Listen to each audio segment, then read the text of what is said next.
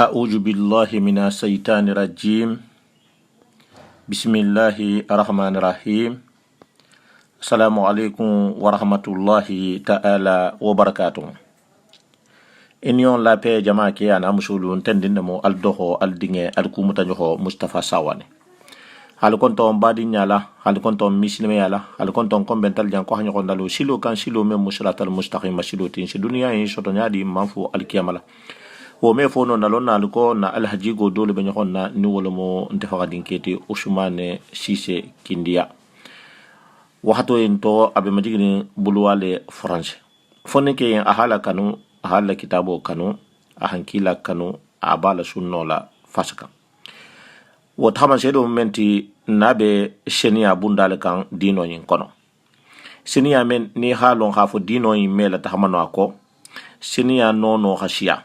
senia gullo ma ana abangema anin koso se bonyo honto nyame senia momenti koso momenti dino yin kono salo momenti janabo momenti nkombe senia bundale kan dino yin kono la dino men tahano menko woto kilo hakan ninna mela barna musulu alshayin name alhalame animala alhasagin alhalame wala hadayin kono je wala hada nani nyohole kan ngadamta senia lema natana jie kan men fanan senia la kulu ke natana saljie kan saljie fanan semuta jie nono menela saljie ndum fana la halon ne ko in se mo hola sini asem honi altala de sutia nyonna wal hadana ni nyoho en jamun kan je kuro le fanan kan hambi ate kuro hambi njate senia la bolo kuro fanan se kanya di menala janabo le kan menala wo kuro le kan wo fanan kuro se to be nyaadi ase tinya nyamenna albo la mela jang anin alnin karam hoke Ousmane mba fala karam hoke ko bismillah alamun naben na sahaba ma alhalame habandula الله رب العالمين والصلاة والسلام على رسولنا محمد وسلم بارني لو كنا خالو كنتم تنينمو Ousmane Cissé ko wal khadami sumu bembulu ame tambi bارني لو وقتو بي فخنا خنا sumu خنا بين خنيخون نالي خسمو على la silokan kila la silokan khatugu wose ntelbi funin kelu temali petege asen telbi generation mo kholu temali petege ase fisiam mali petege ase ki sabuti na do fahamu ala la siloto ala kila la siloto khadulon kunun koto janin telbena la na nyommo min tambita kumin tambita se donnin fahamoto khana khasumu ala kun se do fahamu dunyati tego nje wakato min fanan to khadon min fahamato khana khasumi khadon min fahamu sinin kulto fo altala min sem ben sawabo ma hanki sawabo tigoti ha kenye sara nyumati sinin alkiyamalum ala mo kela min muslimin be la teninye donc no bota jimbar ngelu ame tambi ko wala khada min tumbempulu min be bumbuni senia bundama ni wala khada folo nga senia bunda fo nga minni longoto ngofo o botaje nga je bundata nga minni lon fahamoto ngofo o botaje nga salje bundata nga minni fahamoto ngofo donc bi mbe kuro bundalikan kuro bunda mbolika donc ufanam beji burla bunda kilindema at-taharatu zahira sinya bangi bunda njoli kante donc to toujours hakima tara baringelima ni kumo fonya to ni jammi man takabben donc ya fa deli jamalu fe dinninya ye anin kila man tunya ye oto no botaji barngalu mbe kuru bundali kan bi ni ku kuru qualité le hasia donc bar altala khajo be kuru minna min kita misilimo kema misilimo musulmama obligatoire ti bo bundali kambi akita wajibo ti akita obligation ti misilimo fana kisiman dino ama ni balighuyata ni hafuto ke ikisiman dino ama dunare tego takaman dino ko kuro mogo kan hiku wajibo minila sigdula minila bunda minila sabu min saki akhamkho masuto zina do foto do su do fa hamdoto donc o kono altala kha mun dali kuro kono bada uzu billahi minas shaitanir rajim suratul maida aya woro altala kha dali wa in kuntum junuban fatahharu sadaqallahu lazim altala ko nali kita janabo to ni janabo khalima soto ni koso khalima soto kal haluku khalisenya altala dali kan kono wa in kuntum junuban fatahharu ni janabo khalima soto alta take janabo to alaluku al khalusenya al khalubo kosoto al khimadu al talala o kotolemu janabo be mokhoma koso be mokhoma koso misi adamadi masoto ni mi ku akunyama hakan hakenya minna ni mi ku iha alabatu kya koma ameta iha sali kya koma ameta donc fo kuro se kenyamin na wajibo mi sunno minnu be donni fola wolito o keta altala dalikanti suratul maida kono o kono kuro insine kuntiba muhammad sallallahu alaihi wasallam wa khamu bangi kuro kono kuntiba ko sallallahu alaihi wasallam ko dula fulu min bila dakhari nyogonye ni si dakhamu nyogonna ni bila sunnari nyogonye ko nu wolu sita nyogomma wajib ko kuro bata wajibiya itigoma nu wolu makhata nyogonna kuro bata wajibiya itigoma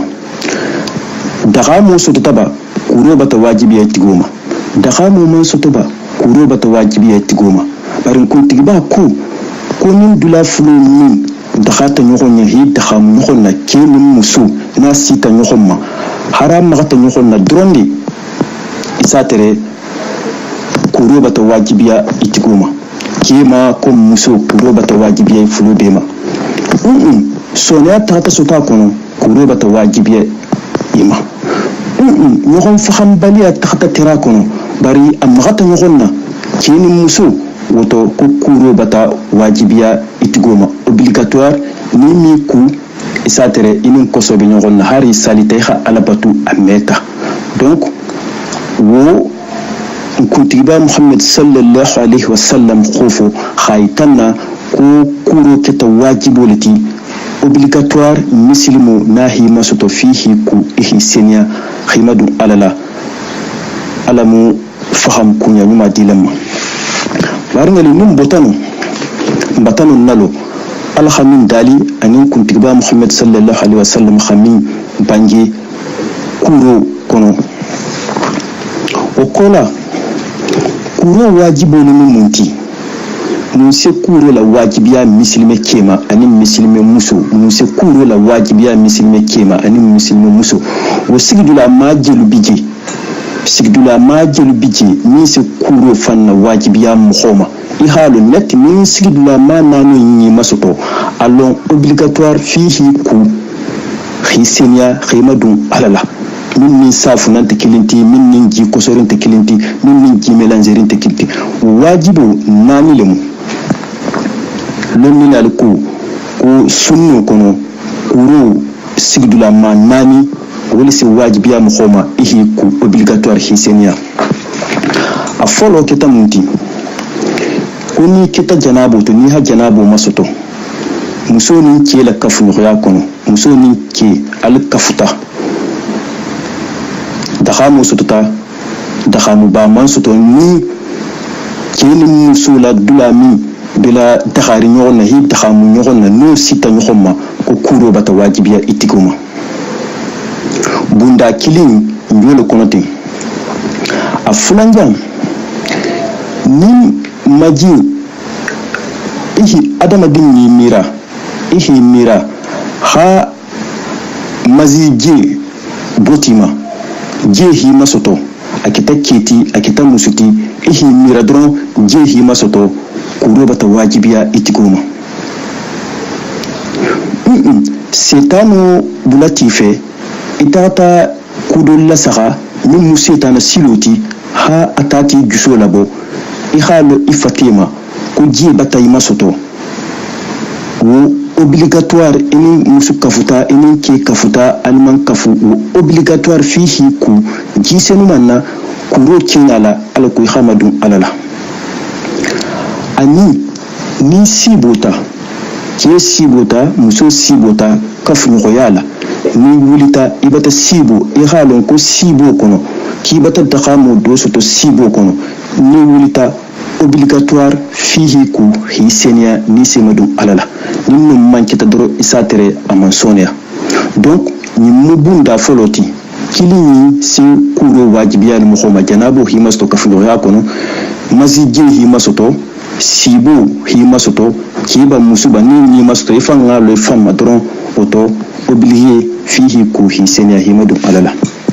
o kita bunda kilinti bunda fulanjan kita munti musolla hadiya kuru aida kuru ni haida kuru khamuso masoto na lota kwa hiku hisenia himadu alala usigdulama asitaga adolbije tilulu adolbije asita hatilitam adolbije asita hatiltanilulu na sita tiltanilulu amandan woto abatake jangaruti hara min kontinita salo bata wajibiya itigoma ihi ku ikhasali ni dunga muso hala haida kuruji hala karo kuruji allota tilulu kono tili woro kono wajibole akanti kula khasali himadu alala ala ko salo liken kanala bulafiu par lomni lal bentamunto muso la karuki tili lulu lemu tili tan ni lulu odita muso luma ni tili tan ni lulu sita aman lo woto batake ala kiti jangaruti itigi se continue traitement ma pari kamila salo lalo iha tula saljem tal waqtu be ihi la salo continue din soto yelo fana lota wolonni lal ko selo tilbina ni lema ni tilbina no sita wolota ihi senia himadu alala na tata janya wuti asitaga hatili biworo na sita til biworo to din soto yelu amallo wokoma isater jangaro lemu donc ni jangaro lemu salo bata wajibi ma ni til biworo sita ihi ku tumo be ni salje kan fatan ala ko ya altala batu na dun takatalo ifam batalo ifam matilbina no mansi tilbi fungo mansi ihalo net ka batalo woto ihayi iku kurula hisenia khimadu altalala o kita bunda fulanjanti bunda sabanjan kita munti sabanjan min kafiru tubita ka ba fi hadu silama yato woto fahi ku hisenia nasidu misro kono min kafiru tubita mo ko makaba fi hatubi hadu silama yato nabidu na silama yato folo fahi ku hisenia khibo kosoto hadu silama yato umu asabanjanti anani janki tamunti nimmo ho suma yelemata adama din banta asagita alkala man sayama muso kom ke ni mo banta dron afkhata auto obligatoire fo kule ha senya hamadu alala donc kuro wajibu mun nanu yiniti janga nanu min madan ala ma faham kunya nyuma dilamma janabu haida kuro nin din suto yelo nin kafiru tubita dun silama yato nin mo fakhata nin nanu nin se kuro wajibiya mo obligatoire ala mu faham nya ku nyuma dilamma inshallah tabaraka wa taala nin bota bunda wala bina la bunda jumankan bina la kuro sunnu likan ana mustahabulu kuro sunnu ana mustahabulu wajibin te de obligatoire te forcente bar asunnu ana mustahabu wonu jeliti wonu jumanti ni ha me kuro sunnu a mustahabu wonu jumanni jumanti bena la do fula wolito wo folo mu jumanti jumalum makuru wonu kuro sunno mustahabbu lati obligatoire te de mais sunno mustahabbu ni hake ise baraju soto kilim afulanjan ni hali hram fanu iha takibe tahla makka wa mukuru sunno mustahabbu lati asabanjan ni dun ta makka itakatilo arafa fiha kuru mustahabbu sunno ke ise baraju soto petake annaninjan ni ha fureku ikurata fureku la foke ite fanani ku yimu sunno mustahabbu lati betege wajibin tede me mustahabbu li ni nanu be kanti hakilu tulanku asim baraji babato atefana kuro min ngani iha ku je simple la ikani ku fanu ikana ku safunu la baraju stolto jumalu makuro kili ni ali hram fanu tafula ni dun ta maketa tilo arfa saba ni khafuriku ifana yiku nani wajibin tabar mustahabbu li alama faham kunya nyuma dilan bela denima naam alhamdulillah wa sallallahu ala rasulina muhammad wa sallim barnalu ni tambita bunda wala je bunda juman kon tembutukun faraidul qusul kuru farlulu a farlulu kitan minti farlo min bala min man kantinya la fiu min farlo tinyati bulu to fiya saji kuroma donc woto kuro farlo min jinal fola min ko kanti hakil tulay ma peteke ala ko ila kuro se senia akana ke bulu kuri foti isatra man senia ime baraji sotato donc o kita jilti kuro farlo o kita sabaliti janaba kuro farlo akita sabaliti afolo kita munti anniya bil qalb hananeta isondo mekono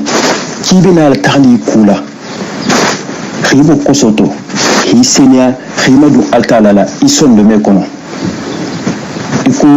kuntiba la sunnu nanne mi sita sondo mekono wala hanin nanne beti innamal a'malu binniyat wa innamal likulli imrin ma nawa ukita kuru farla foloti be kanti hakki tuloku jani be dunna kuru dula a fulanjan ko kuru farla fulanjan ko je min nanne kibi kula kibo kosoto ihi wakali je hi fate besi je hasi fate bema min jando tuta ifate jandola je man si jaminna habila kuru be na khasiri ihi wakali iha ila tanta je kurje hamin nanne hi kola akata hi fate besi na mi fate be ma si jandul jata je man si jandul idun ta joxe to khala tariya khala khala bo imala tariya je man si fate be ma i halu ki amambe fo je ha si fate be ma lonilal bento to kha ben kuntiba muhammad sallallahu alaihi wasallam la sunnuma asabanjan kitamunti khibuloku hi wakali jiha si ibul kolonni tema ibul kolonni lulu ni tema jiha sabe tema bul kolonni tan a temo jiha sa tema sim fanan sim kolonni temo jiha sabe ma je hasia bema ikana ku ni kurata hala korosi est ce que je bata si bul kono ni temo mito parce que bul kono ni be kolere nyoko male donc ni mi hakilo ta ko ko ngasali je fo nyaminna abe mansoni abar janabo ta in sembo habu betega ni akita farlo litija jam fo je hasi ibul kono ni temo bema ni sin kono ni temo donc farla sabo inde be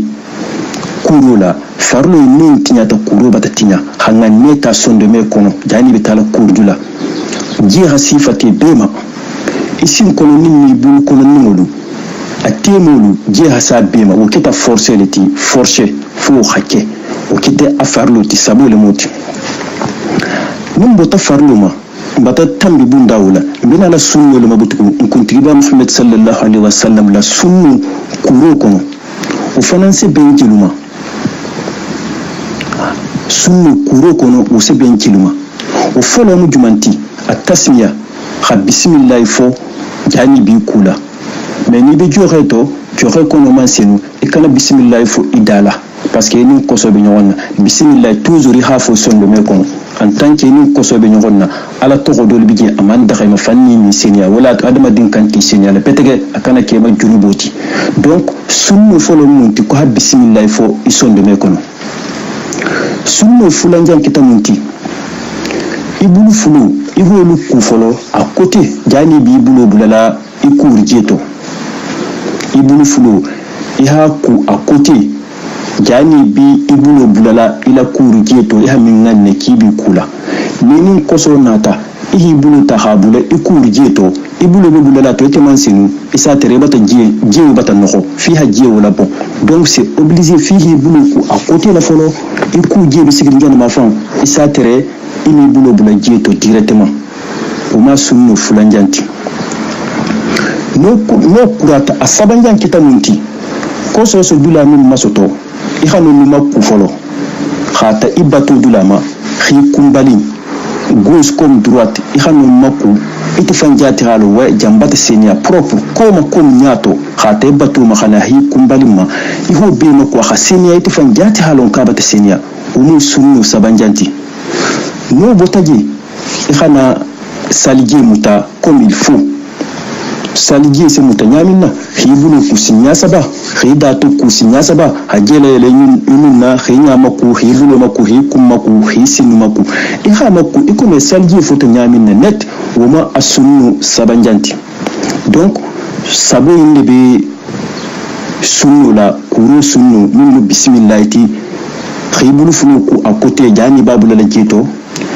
dula koso se jamin masuta hate batuma hi kumbalin khanu maku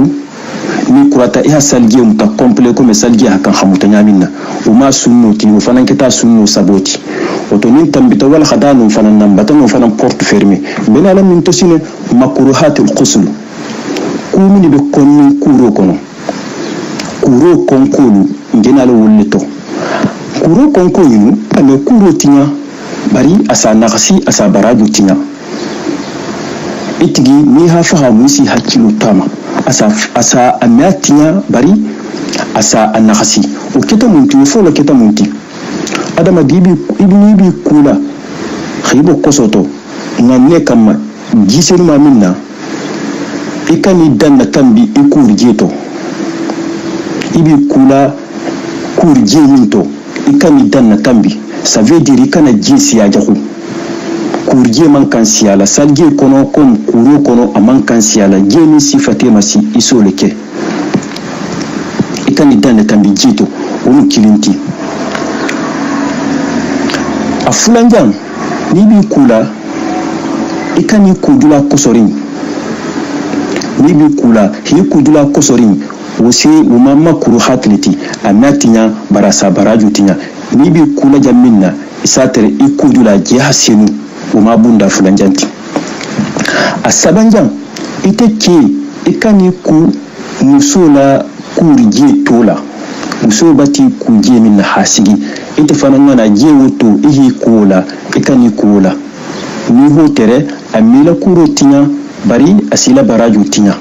oto muso ha bulo bla jiuji to kuro harasin ni jebi je mofori ni jinti je mofo me ni jebi je ateta bon ihiku e comme muso fana na hatra kebati kuje la je to be sigri woto minga ni jebi je wobon ihita je tay ho nganne tay hiku o ma sabanjanti anani jan kitamunti kuni bi kula kuruto kihi ku dulato dulami be suturari ni bi kula kuruto ihi ku dulato dulami be masuturari me dulami be mallan kenwa yari ngolo tambile inyabila o mandakha amela kurutinya ame fuka la bari asabaraju nakhsi ni bi kula ihi ku dulato dulami be suturari o ma nani janti alulu jan kuni bi kula ihi ku jela par exemple nin koto jeli jemi se buri ni bi kula kani ku jela jemi be sigdun dulakili ame buri c'est-à-dire Afrique isa je jedo be sigdun dulakili sai ame buri ata jewo tahi ku ame buri ni ku amila kurotinya barasa nakhasi toujours ni bi kula ko jemi se buri wala hafisa didi jemi be sigdun dulakili ame buri donc nous kita kuru makuru hatiti amiatinya bare asa nakhasi kili hidana tambi jeto fula hi kudula kosorinto saba hi kumusula jitola nani hi kudula doto jaminti suturari lulu hi kujela jemin meburi o kita makuru hatiti ame kuru tinya bari asa baraju tinya bon nous fanam botaji khafo bari ngeli kullun ni lanku ko ku se fo se salje tinya o se kuru tinyale e comme tambita salje bunda la nyamina fo na ke ta salje tinya fenti alon wo se kuru fanan tinyale donc wo kola ku jumam bela tonni adamadimma mo min ni koso be nyogonna ami ku folo khake silama ya kono kumini bela tonni mogomi mi kufolo abe kusoto hake silama ya kono bena lu le fana folo fana sigdula mu jelti ni adamadi ni tata tere iba kuru bunda kono imi ku donc ikanta juma éviter la alako ikana junubo soto isater min mandi alain parce que ala foni seniata isater ko min hadaye wo ihake me ni man seniye kana ki folo munti kili ni be kosoto ci kana qur'anu kara kili moti ni be kosoto al qur'anul karim ikana kara mafo ni tata kara isonde mela bari be kosoto hatula alala qur'anul karam na khasura al kara ibe kosoto mi ku o de la interdire no kilimoti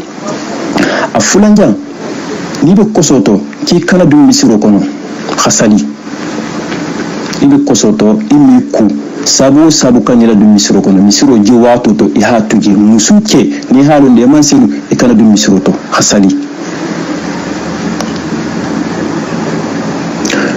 no botaji asabanja munti e kana salu farla salulu sali ana nafilalu ni be kosoto nafila ikana sali salu farla salulu ikana sali shu fanni ni senya hiku himadu alala ni sol sali isatro fanan bela tonninde itigoma o kita sabanjanti annani jan kita munti ikana qur'anu tuse ikani qur'anu tuse abada ni be kosoto ikani bulu ma qur'anu la akita qur'anu juju fuiti ni be kosoto ikani bulu makhala fihi senya ni si bulu makhala kuna no ndi bela tonni mukhoma kusobi mukhomi maman kura kula folo wajibi kuruto khake khaquranu karan khadum misiro kono khasali khasalu farla salulu ni nafila sali khakhit quranu tusi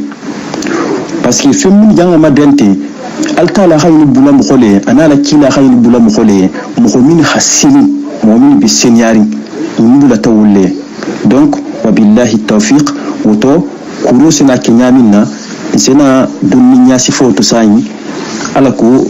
asekenye fahamuti anim munafan insha Allah tabaraka wa ta'ala. Naam, alhamdulillah wa sallallahu ala rasulina Muhammad wa sallim. Baringalu kuro sekenyamina lomilal bentaminto sunno bulukan ani sonya bulukan bina lol fola khanna wal khadala loma ala mo kelan yin faham kunya nyumati kuro kenya fula le be kuro la kenya fula wole be kuro la kilindo mu sunno liti kunti ba muhammad sallallahu alaihi wasallam la sunno baraju siaman bolito baraju siaman sisutolito insenyogon fana encourager insenyogon fana masaba khabula ala la kila la sunno liko umu kilinti kenya fulanja mimbala umu kenya sone yarin liti kenya sone yarin wobe nyadi ikome sunno kono afarlo fulanja kuihi wakali jehi fate be masoto je hasi fate bema umu kuro sone yarin bunda fulanjanti foloti mimbe sone yarin jehi fate bema soto bari no musolu o difficulté bije donni surtout musol ministre nate bule kunna nate ni ha nate bule kunna jemi ifate bema soto no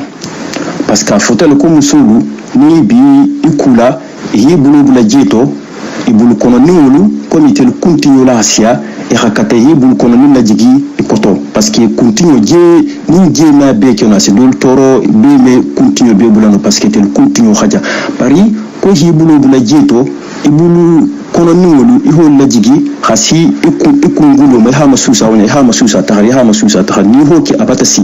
bar ni bulu jeto itata la natekan ibulo mansi ikun koto ila kuru janga kuru kel kuru senu mante ni habato min ce kuna meta wal hati ko kona te manyin fiu bar ko na france jan sai mogol si fugula le biti fugula ni na tanya min si fugula bo khala fayato ube hafisale bari sinin kole ko jehi fate besi ikun koto ba nin kele mu haje ke kumbeto nin musole continue hasia ibulo bula je koto ibulo layele ibul kono mi woli halakata hasi akoto itel ngalo sinen feren tanya kam ko nim nate bi ku ko karam gol batafu nin nate bi kin kimi ku o manfo nin fota nate tarati kumba nate manyi amantere kumba i hakata le dron jeke ikungulu koto ji hasije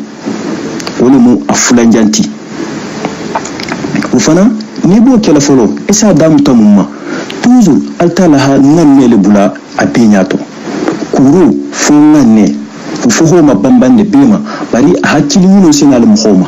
me kuru fi hangan ne le tafolo iba kula nyamin ne ho nganne ta hangan ne ki ba fe khifan senya khibo kosoto khifambo koso bili bato khaben kafnu qoyama hangan ne kene musula kafnu qoya khaben kar la kuruma iho nganne fu nim musole kar la kuru fi ho nganne te sonde me kono khaben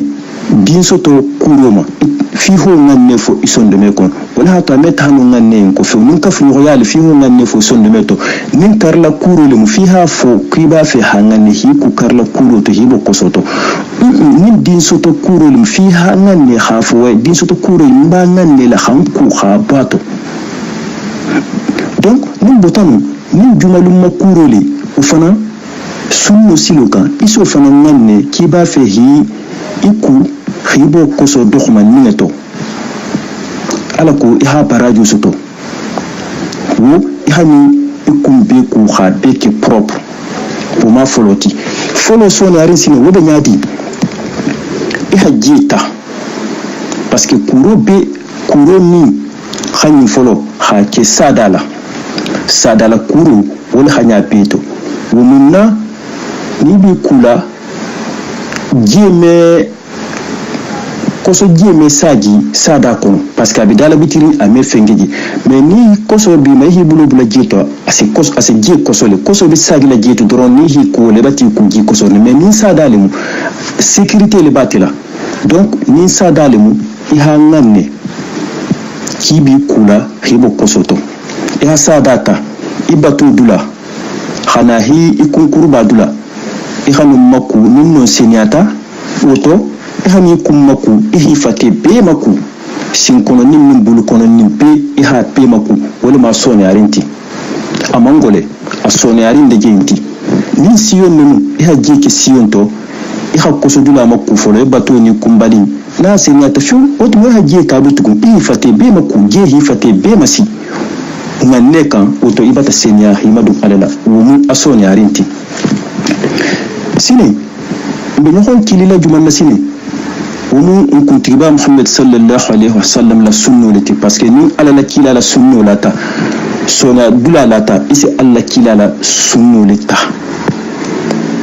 o kita munti baraju siyaman boleto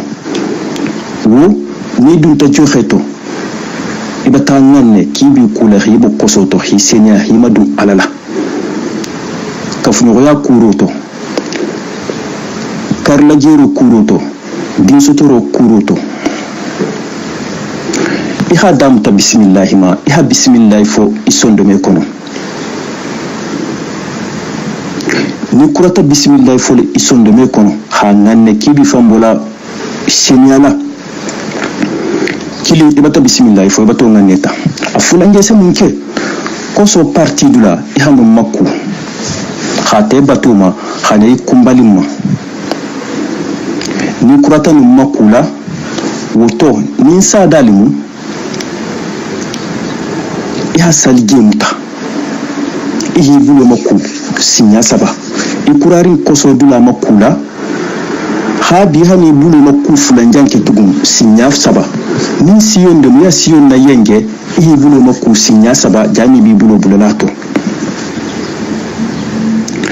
ibnu fulu ha makku sinya saba propre ni kuratola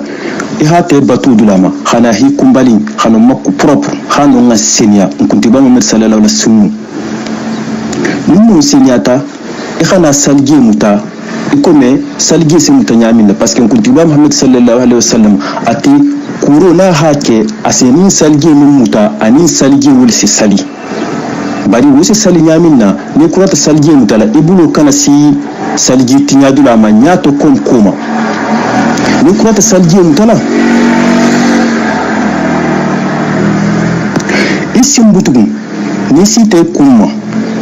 ani tulu isim ihotu labanna ni salje muta hi site kuma ani tulu oto isim ihotu labanna ni dula hasinu oto yani kumbe maku ni hi kumaku itulu kono hi wakalide kono koma kokan je hasabito ni bi kumaku kono kokan je hasabito ni musolemu i wakal je hasi continue koto do ni bu kono min hasi continue koto itulu kono koma kokan min kembe beta je hasa apema ha be maku sinya saba ha senia ha fruite betage ha senia ni kurata ihani ifati bulu ba fankilinu maku khata idan banku santo hajigi hisimma iha be maku hajigi hisimma iha be maku bari ibulu kana si salgi tinyadulama bulu ba ni kurata iha bulu mara fanan be maku khata idan bankunja hajigi hisim kono min ma kha be maku ibulu kana si salgi tinyadulama donc ni kurata makula wonya butugu ila sunnu kuro bata saha ila salji fanan bata saha donc ni bulo tata si isi kata kila salji bata tinya woto ibata sunnu baraju soto ibata kuro baraju soto isi na sagi salji ma ya salji muta ya tahila alabato ke don fanan sa kisani ha jani be salji muta la sinya saba isaki kilinti ala ko hiku abese takhali ya salje ke sabati ibulata sunno ko ila salje man tiya se salatuna ni ya salje muta kilinti ime salino woti kuro barajo soto oto ni kurata fiya salje muta ko me salje farlo futanya min saba ha kiwunya donc ni man salje fana muta ihi ku ufanan be ila kuro bata senia o exemple bele comme momin sita misroto hatta safa folo soto hasali wala barajo ani momin sena hana ben arakan na ban masalo kono ani momin si sali loma mo sabo la barajo mankile donc sunno kuro ani kuro doyin itemo betende kuntiba Muhammad sallallahu alaihi wasallam la sunno kuro mutenneti ala mufahamunya kunyuma kilam bela denima ham bebula ittiba sunnatu rasul sallallahu alaihi wasallam ko ha faham kunya nyuma dimma wabillahi tawfiq ni sitajan c'est na président conton betege c'est khaliful conton c'est créateur le conton c'est karmokhol conton c'est nal conton bari musulu sugula lalu be conseiller le conton na la maire la nyuma mbi conton na bangir lalu mbi conton na mbi bari senu be la den conton na ha be ma jigdula toujours alam kilo fana sonné alanye ntenni mu Ousmane Cissé donc kha jama kili albarka le 13 juillet ma khadimningal madema donc ni takata bula minna darsu kono kumo fonya kono itugo se ya fama dinninya ye kha ya fama kila mantunya ye allahumma rabbana taqabbal minna innaka antas samiul alim wa tub alaina ya maulana innaka antat tawwabur rahim ربنا آتنا في الدنيا حسنة وفي الآخرة حسنة وقنا عذاب النار ربنا لا تزغ قلوبنا بعد إذ هديتنا وهب لنا من لدنك رحمة إنك أنت الوهاب ربنا لا تؤاخذنا إن نسينا واخطأنا ربنا ولا تحمل علينا إصرا كما حملت على الذين من قبلنا ربنا ولا تحملنا ما لا طاقة لنا به واعف عنا واغفر لنا وارحمنا أنت مولانا فانصرنا على القوم الكافرين اللهم ربنا يا مفجر الحموم فجر أنا واقض لنا حاجتنا اللهم ربنا لا شحن إلا ما جعلته شحنا أنت تجعل الحزن ذا سيد سهلا فصل لنا حزنا واقض لنا حاجتنا اللهم ربنا يا فتح افتح لنا فتحا قريب يا رزاق ارزقنا رزقا واسعا يا وهب هب لنا مالا كثيرا من خزائن فضلك العظيم اللهم ربنا نجنا من كل فاجر كفار كل طارق وسارق في البر والبحر والبلد وفي الجار من انس وجن كل فاسد وتوكلنا اليك ومددنا بسؤالك بجاه نبيك ورسولك الذي ارسلت على جميع الخالق ان تنجينا من شر هؤلاء القوم لا ملجا ولا منجا من الله الا اليه يا ذا الجلال والاكرام